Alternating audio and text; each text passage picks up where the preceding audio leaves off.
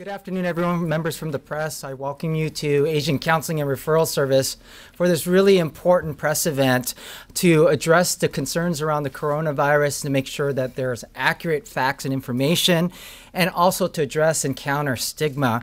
And we are so fortunate to have this leadership from our communities, both from the public health and King County, along with our community leaders and community members here. So with that, I'm going to turn it over to our County Executive, Dow Constantine, for his words. Thanks. Well, thank you, Michael, and thanks for hosting us today at Asian Counseling Referral Service. I'm honored to be here among community leaders from across our region. We will be providing an update on King County's coronavirus response, and you're going to hear from some of these leaders who are working diligently to provide accurate information to reach all of our communities. Coronavirus continues to be a very serious global issue. There is no sustained transmission in the United States at this time. But this is an evolving situation, and Dr. Jeff Duchin will be speaking to that more later. Our public health staff are doing an amazing job, with over 100 staff now involved in the coronavirus response. They're assessing people who are for the risk of contracting the disease. They're testing people who have recently traveled to China or who are exhibiting symptoms.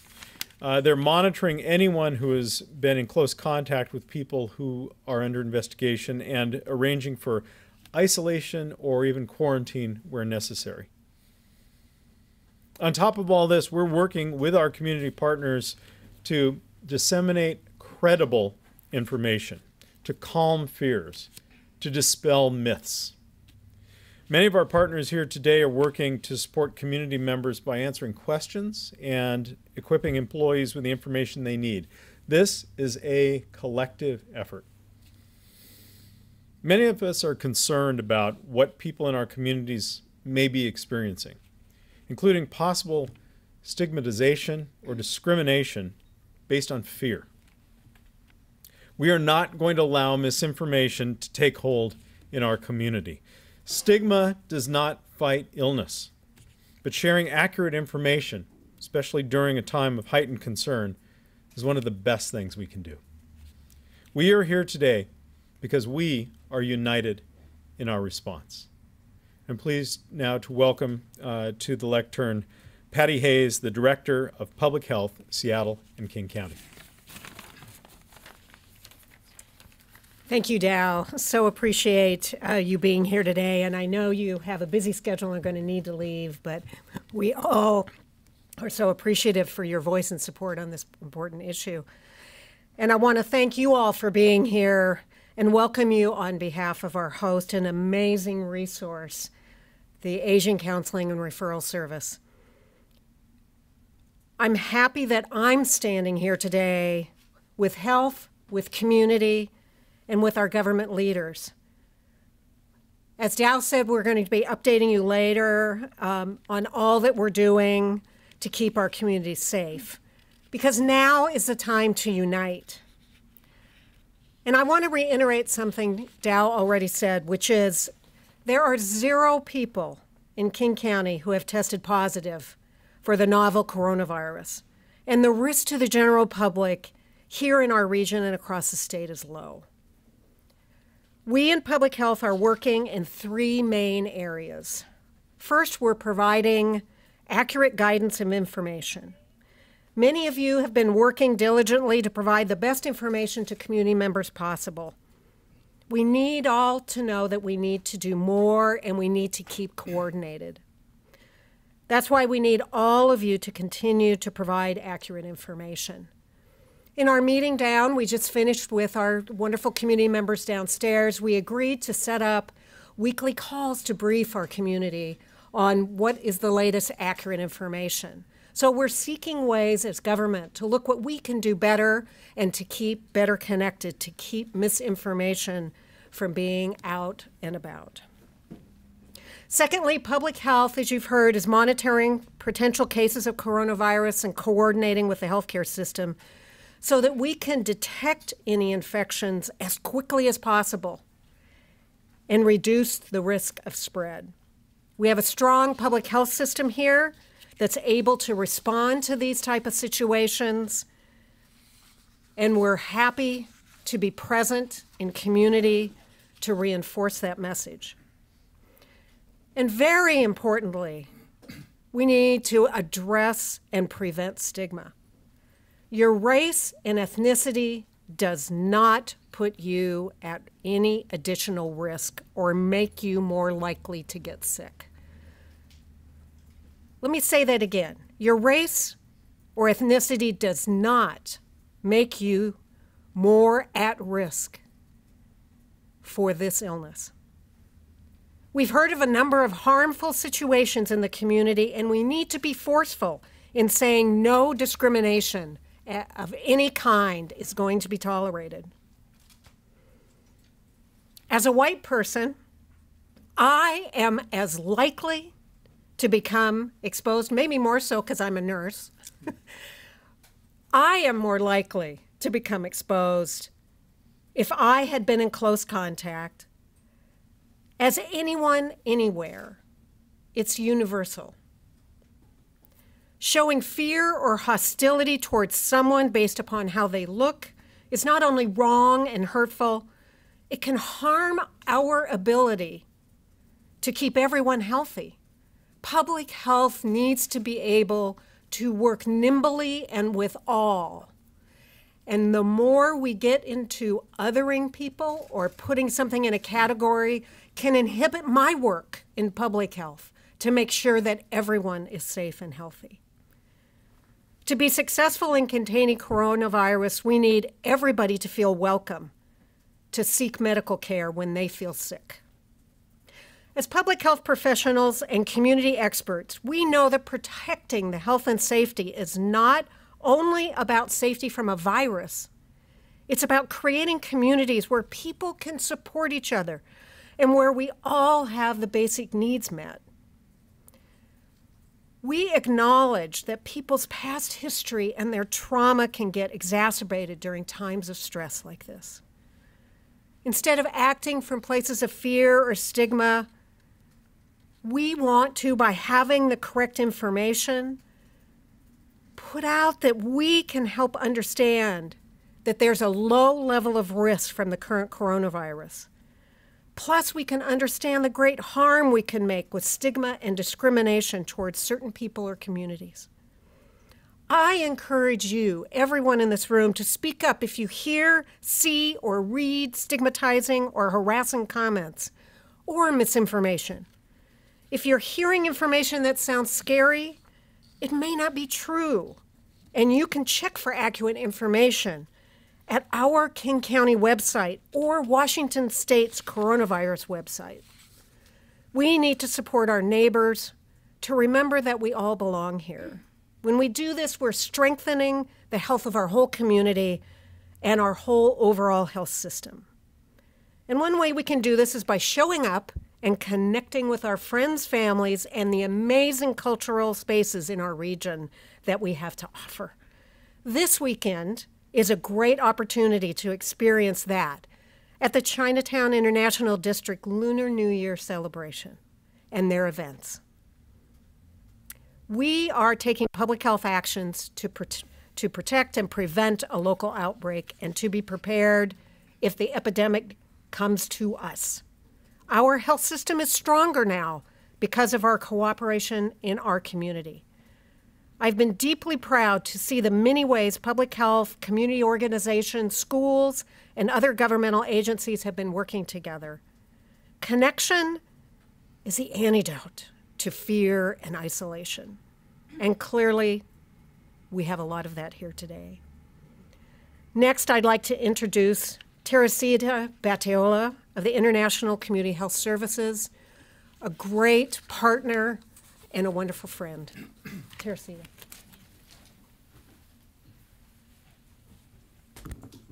Thank you so much, Patty, for the introduction. International Community Health Services is a community health center with many clinic sites around King County. So I'm here as a great partner to public health to tell you that public health is really doing a great job in letting us know about the latest information and keeping us informed in terms of what to expect. Because International Community Health Services serves many Asian Pacific Islanders and other immigrants and refugees, we were very quick to act. We immediately made sure that we had appropriate triage processes in place, both if people called over the phone or if they presented themselves in the clinic. We had clinical workflows where we were prepared to take them into either isolation rooms or negative pressure rooms. We have electronic health records where we can enter information and track people who might have symptoms, and we are communicating very, very closely with public health. And I will tell you that we have had zero patients who have been diagnosed with coronavirus. But we do hear widespread reports of those who look like they're Chinese or Asian experiencing stigma or racial profiling, that they would have coronavirus.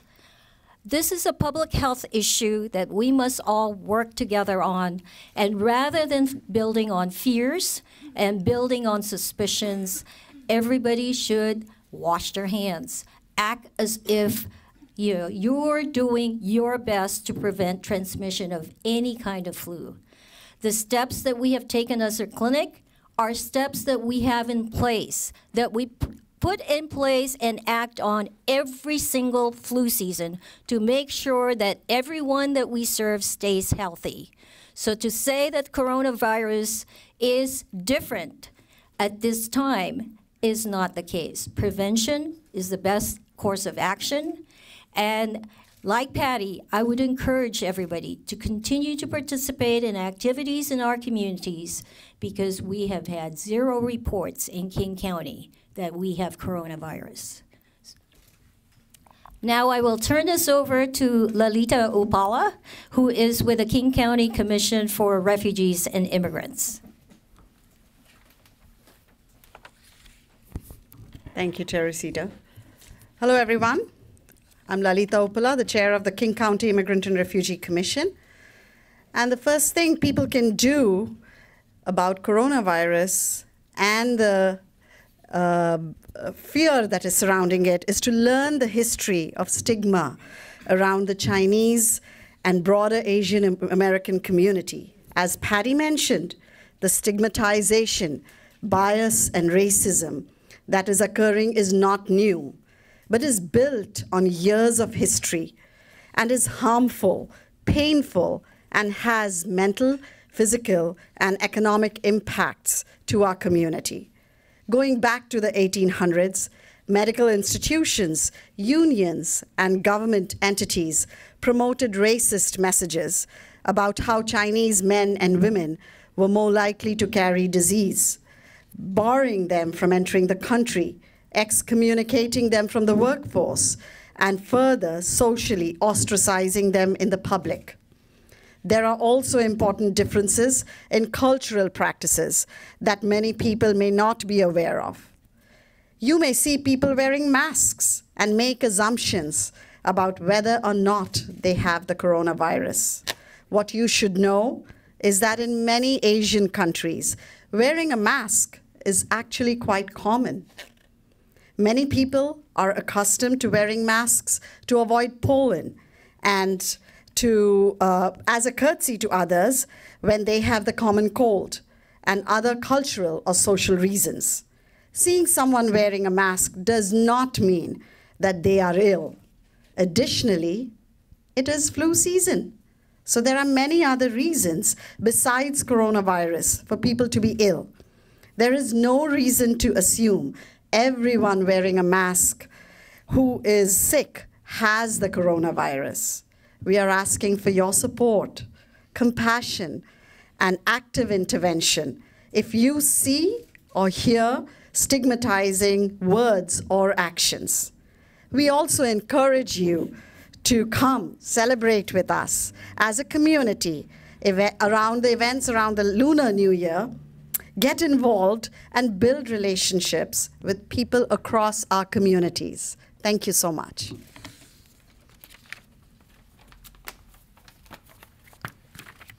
Good morning. I'm Jeff Duchin. I'm the Health Officer for Public Health Seattle and King County, and I'd like to thank our community partners for providing us this opportunity to share a lot of information with you today, both about coronavirus and about stigmatization.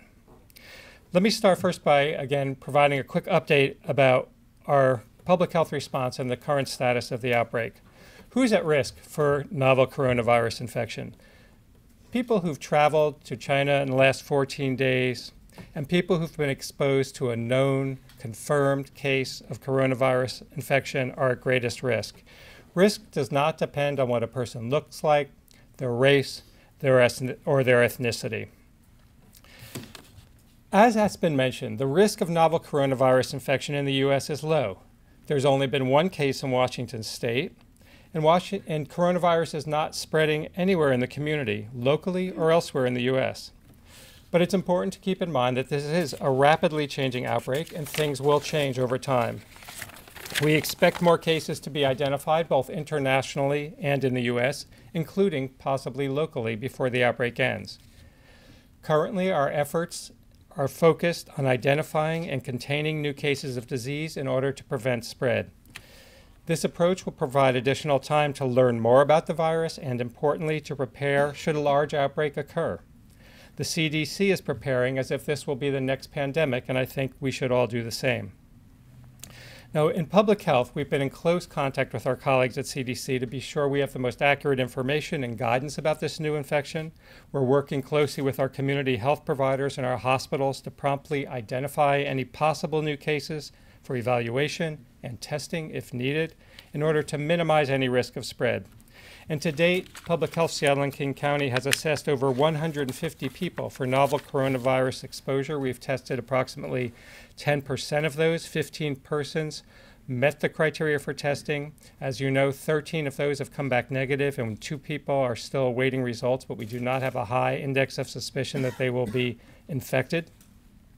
We're also currently monitoring close contacts of people who've had contact with a novel coronavirus case that was reported in Snohomish County previously, and people who've returned from China in the past 14 days to be sure they've been adequately evaluated and can take steps from preventing the spread to others if symptoms should develop.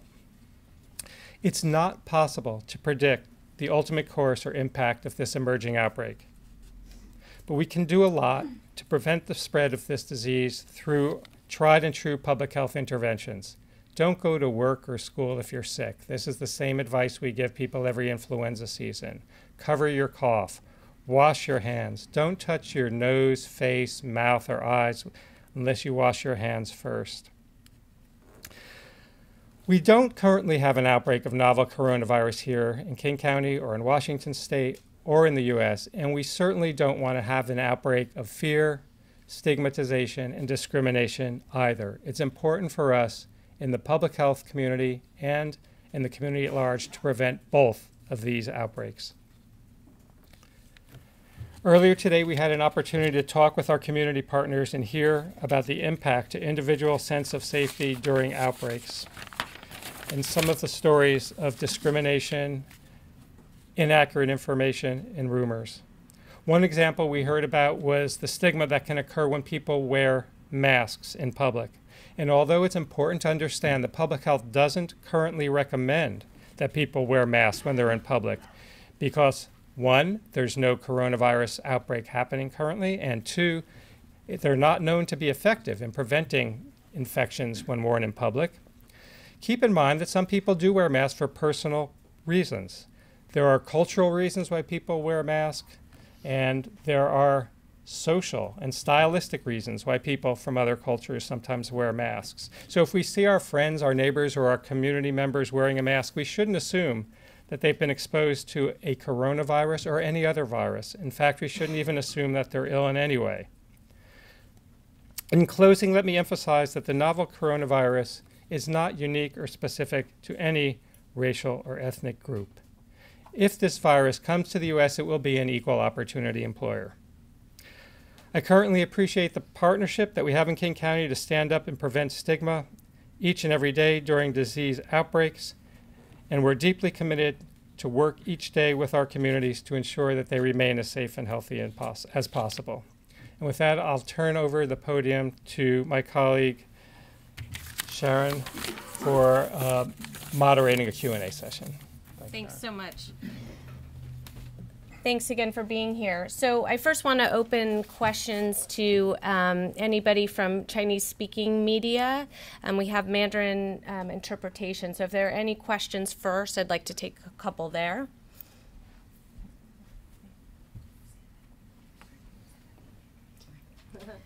所以我是在这里做中文口译，所以如果你们中文媒体有什么问题的话，可以提问，我可以帮你们做翻译。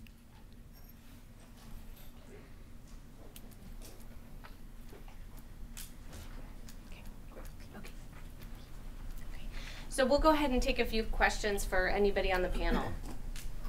Lady, Sharon? Yeah? I think she had a question. Oh, please. Okay.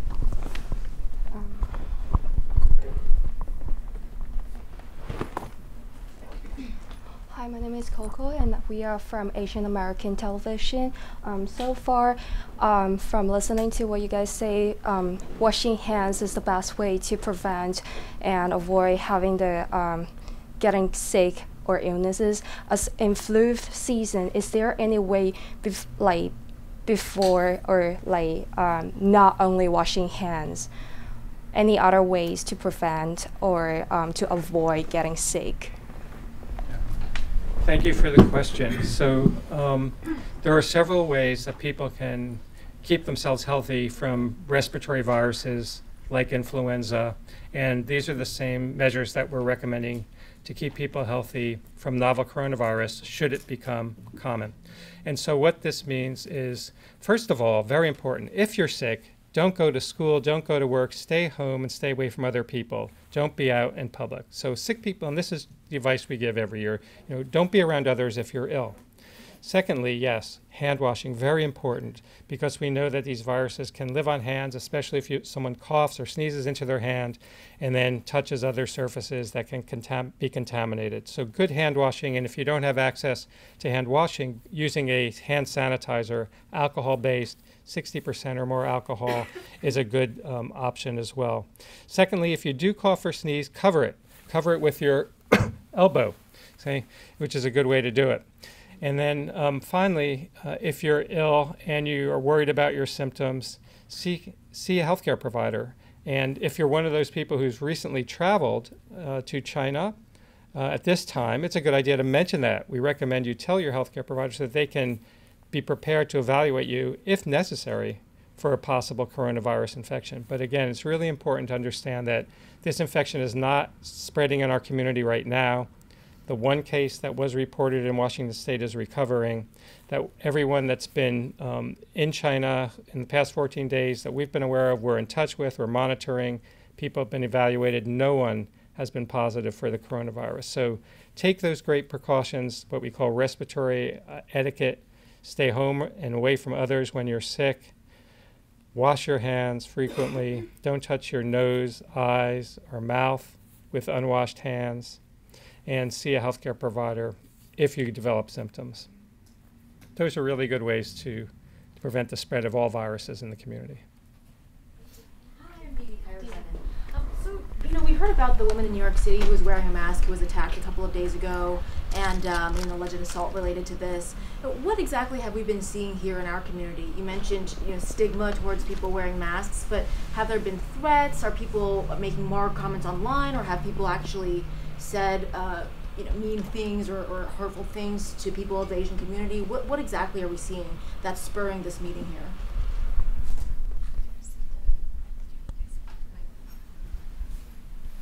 So the reports that we're hearing are basically not as violent as what's happened in New York, thank heaven. But it is, people who out of ignorance are saying, oh, you're from China, you should, the racism part, go back where you belong. Or they jump to conclusions, you have coronavirus. And so this is what we want to address. We want to make sure people are educated. We also are in a time that's very difficult for many communities because racism, prejudice, and hatred have had an open license, and so now it's being layered with coronavirus. So there are resources.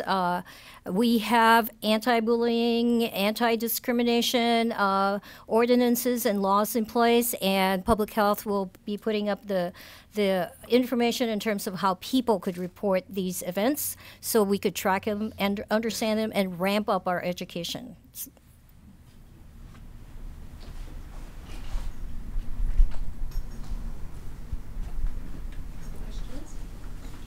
Where were these comments made?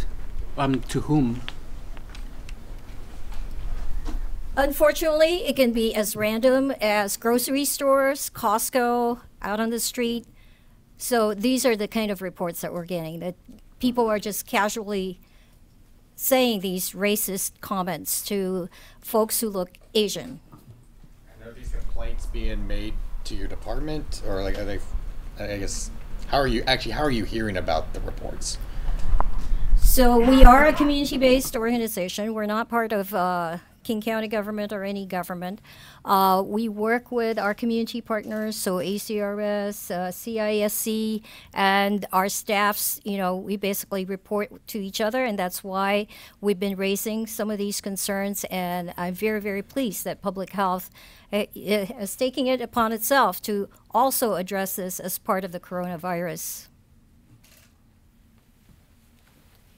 I'll just add, and maybe we'll have one example too of somebody who personally actually had a situation. But one of the things that we're trying to make sure that people know is that there are some resources, whether you're in schools, you're in a business, you're a place, a public setting. Discrimination is actually not legal, so it is reportable. And one of the things that we want to make sure is that people understand that they can actually have recourse. And also we're trying to actually train and share some tools in terms of what people can do in the moment if they see it. But this is actually something that's quite widespread. I mean, I would say there have been probably hundreds. We probably each have heard a handful of these, but when you begin to multiply them, it's throughout the community. So that's what's really concerning for us. Gonna invite. Hi there, my name's Devin Cabanilla, and I'm a resident on the east side. My child, my son, and my wife were turned away at a store because my son was wearing a mask and my wife looks Asian. So she's Korean American, and my children are fifth-generation Seattleites now, and they were treated as though they were possibly from China. And the person at the store we were at was afraid she'd be infected. So that's just one example that I've had to deal with personally. And additionally, people in my neighborhood in the east side, they've been indicating receiving harassment and afraid to report it. So my big concern is that there are many people in the Asian American community locally who may be experiencing things but not reporting them. And I would encourage any of those community members to reach out and report that to whatever local officials are in their area. Devin, sorry to hear that your family is going through that. Can you say what store? This was at Costco, and it was one of their third-party food sampling vendors. And done not much more with Costco. The CEO of Costco apologized to me directly, and so did the store manager, and this was in Issaquah. So the only contact I've had is with them directly, and we renewed our membership last week. So. Oh yeah, Naomi. Hi. Just a question for Jeff. You had said that 150 people were screened. How did you encounter those 150 people? Like, what flagged you to them? Thanks for the question. So it's about how does the public health department identify people who might need testing for novel coronavirus infection. We hear about these cases through a variety of different channels. Frequently, a healthcare provider will call because their patient has come to them and reported a travel history and symptoms, and they want consultation about the criteria for testing, whether this patient should be worried or not, or is at risk. Sometimes people will call us directly and say, I've been traveling and I've got a cough, and we'll try and do the assessment to understand whether or not that person really is at risk or not. And sometimes we'll hear about travelers through our colleagues at SeaTac Airport, our CDC, Centers for Disease Control and Prevention colleagues, who are screening travelers coming in that started on February 3rd, and they'll let us know if someone's coming in, and then we just touch base with them. And if they develop any symptoms, that would be another way that we would hear about them. And then finally, we had the case in Snohomish County a while ago, and that person had close contacts, some of whom lived in King County. So if any of those people develop symptoms, they would be someone that we would also do an evaluation on. So those are the most common ways we hear about people. Is everyone getting screened now from SeaTac who's coming from China?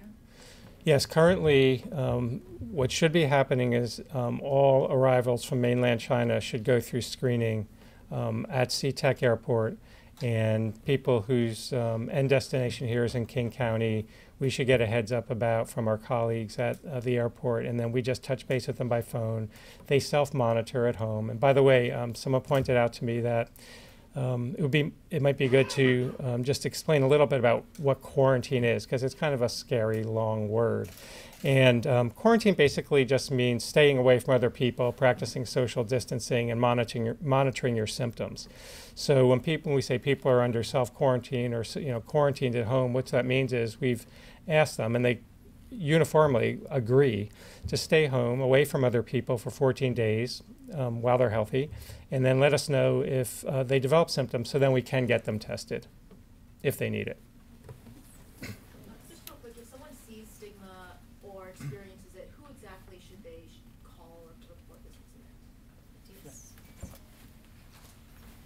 So Matthias Valenzuela, I'm with Public Health, their equity director. So we're going to be putting resources on our website. It's a whole toolkit around this. There are civil rights offices and programs at the City of Seattle, at King County, and at Washington State. So there are forms you can fill out, you can actually call in, and they'll intake your situation, and they will investigate. Thank you all for being before we here. finish, Oh, yes. I'd just like to add one thing to the important question that you asked about how to stay healthy, at this time. And so I just want to reiterate, because I had forgotten one thing when I answered your question. So clearly, stay away from other people who are sick, and stay away from others when you yourself are sick. Cover your cough, wash your hands, use alcohol hand sanitizer if you're don't have an opportunity to wash your hands. But also remember, it's flu season. Get vaccinated. There's still time to protect yourself from influenza through vaccination. How do we know if people are sick or not? Because when the very beginning sessions, we don't even know if we are sick. Yes, when you feel sick, the guidance is, you have to know that you're not feeling well in order to stay away from other people. So the recommendation is, when you're not feeling well, you stay away from other people. If you're feeling well, you're very unlikely to spread a disease to someone else. What I mean is the others, we don't know the others if they're sick, if they Yes. Okay. So how do you know if someone else around you is sick? If someone else around you is coughing or sneezing, it's a good idea to stay away, at least 6 feet away. And in general, if you're coughing or sneezing, you shouldn't be, going to work or school or being around other people if you're ill with fever. Coughing and sneezing can be due to lots of things. Some people have allergies, some people have reactive airway disease, chronic cough, and so on. We're talking about people who have an acute illness, something new, typically with fever, cough, and sneezing.